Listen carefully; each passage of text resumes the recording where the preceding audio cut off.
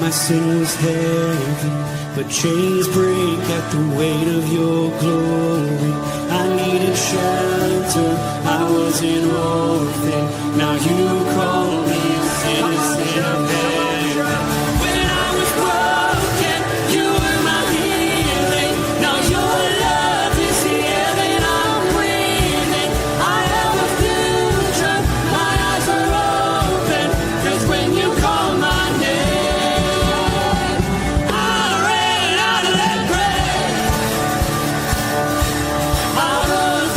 darkness into your glorious day.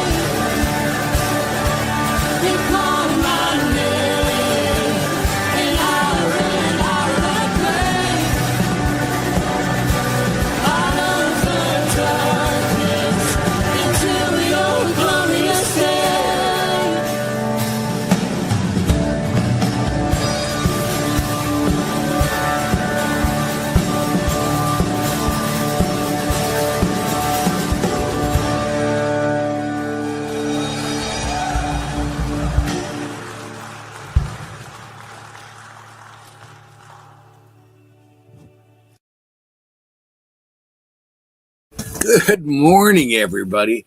I'm out in Muskegon. I'm camping at, well, I'm not even camping. This is an RV resort. It's like a hotel where you park your camper. They got they got pools and they got water slides and they got arcades and cable TV and Wi-Fi. And I hope it continues to work. It was a little sketchy last night. I had a couple, but we got 3 different internets here today. We're trying the original one, the cube that I bring with me when I camp. It's a beautiful place. I can't wait to get out and enjoy the park today. We just kind of hung around yesterday, walked around and got a lay of the land. How does that sound? And it's very cool, very cool. It's what I think what a campground should look like, but obviously it's not a campground so per se as much as a resort. Anyway, let's see who we have with us. What do you say? Pat was the first one on this morning. She was really early. I mean, like before me. And I got to tell you, Diane and I spent the week in Greendale last week doing their VPS, and it just, we're so blessed by it. It was nice to know you could still do it. I think that's part of it. And, but it was also great for me because my wife has never been down there, and she always hears me talk about it with such, I love it up and down there, and I think now she kind of understands why. And Pat is one of those reasons, and she's here. Good morning, Pat. And oh, that's me. Sorry. And then Bert Reggiani's here. Good morning, Bert.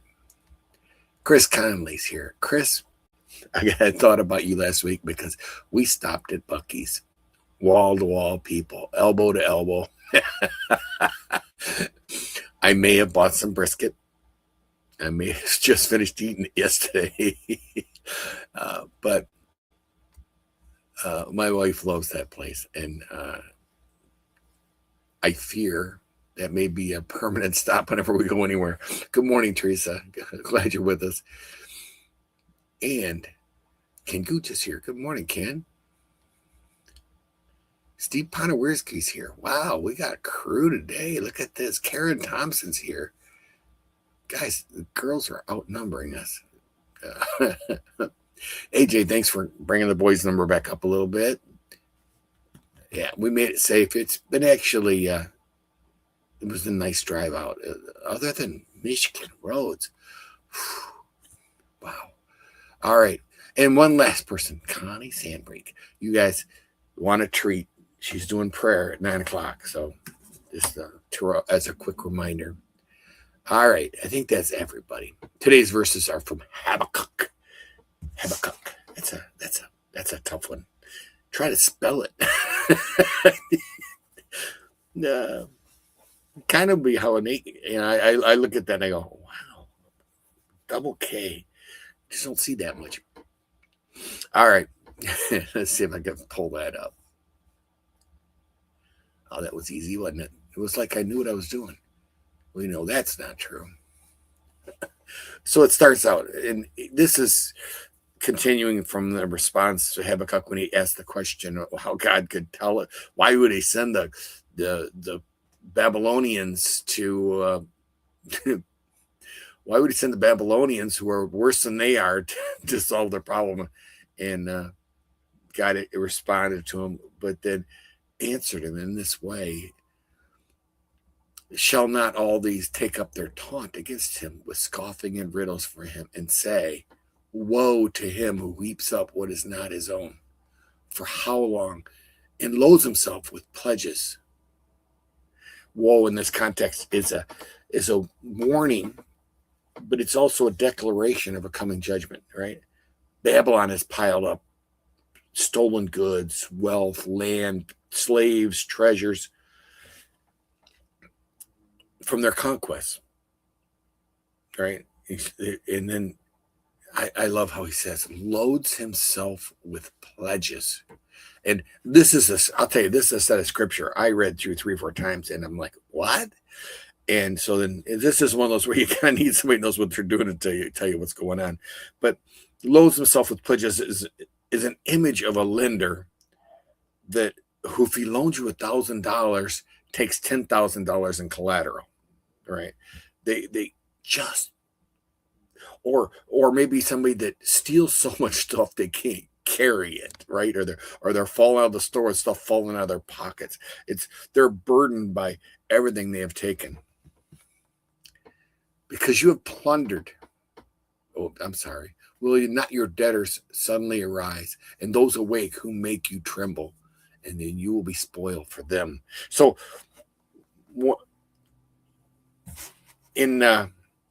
I think this is kind of ironic because we talk about we talk about ironic's not the right word. It's kind of different because one day you will conquer all and become conquerors, right? The conquered will become the conquerors. In history proved it in 539. The most feared army in the world, the Babylonians, were conquered by the Medes and the Persians, and they were like almost overnight. They were conquered people, and they ended up taking it over and capturing the back. The empire that struck fear around the world fell surprisingly quick. And then we go on, because you have plundered many nations, all the remnants of those people shall plunder you. And this is what had happened.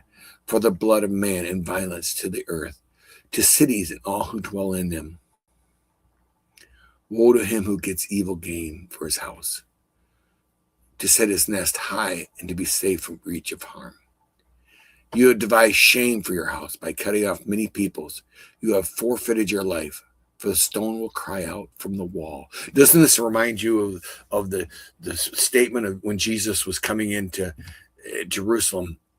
The Pharisees asked stop them from calling your name, calling you Hosanna in the highest. And Jesus says, if they stop, the very rocks will cry out. The stone will cry out from the wall, and the beam of woodwork respond. Nature itself responds to God. It's very, very exciting. And then, woe to him who builds a town with blood, and founds a city on iniquity. Behold, it is not from the Lord of hosts that people labor merely for fire, and nations weary themselves for nothing. Whew. Okay, let me be back at this. There's a lot there, and to be honest with you, it took me a while just even to accumulate any thoughts about this. I've been asking questions. And he says, woe to you who gets evil gain for this house. All right. Babylon believed its wealth was guaranteed because of its wealth. They were safe. Kind of see that today in our country, don't you? Their walls were legendary. They were supposed to be 300 feet tall, wide enough for chariots to ride on top. They had moats that seemed invincible. There's so much, but yet God said, you have devised shame for your house. The stone will cry out from the wall. We take for granted how much human this kingdom knowledge fails when it comes to God, right? Oh, I think I love. Okay, he makes the statement: "Woe to him who builds a town with blood." Many of their greatest projects and their feats came on with huge human costs, right? Slavery, forced labor, conquest. Impressive cities built on the backs of those they conquered. And then I think when he ends that phrase, and I'm going to end there because I think we can go back and we can look at Solomon in Ecclesiastes. He says, in this verse here, Habakkuk says, they weary themselves for nothing. everything they had accomplished would become fuel for their own destruction. We go back to Ecclesiastes with Solomon, and Solomon claimed that all the wealth, all the stuff that he had accumulated, everything was vanity. Vanity in the definition in the Hebrew text was a vapor. It was something that was here today, gone tomorrow. We've heard that before, right? We look at Solomon's life and we have all the grandeur and all the amazing things, and he considered it nothing compared to having known God. Today, we look at Habakkuk, and like I said, I read through this thing. I must have read through it 8 times. It was like they were talking to somebody else. I was just listening to a conversation. And today, though, Habakkuk challenges us to, if you're pursuing success, do it with honor and integrity. There's no security in our possessions, our reputation, our achievements. And remember to trust God when this kingdom doesn't seem to be fair, because that might be Habakkuk's biggest problem. That biggest issue is it just seems so unfair in this kingdom. That's what I have for you today, guys. I'm done for the week after today, so I'm good. All right, Connie. Oh, I'm sorry. I saw you said something other than hi, and I didn't realize that you can always come back. I know I can come back.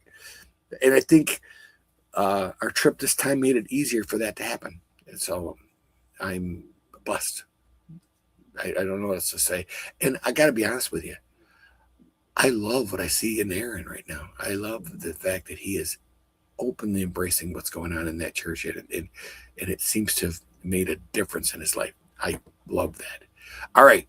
I'm going to get out of here before I just get whining and crying too much. All right. Have a firmly rooted day. And may someone see Jesus in you today. Peace.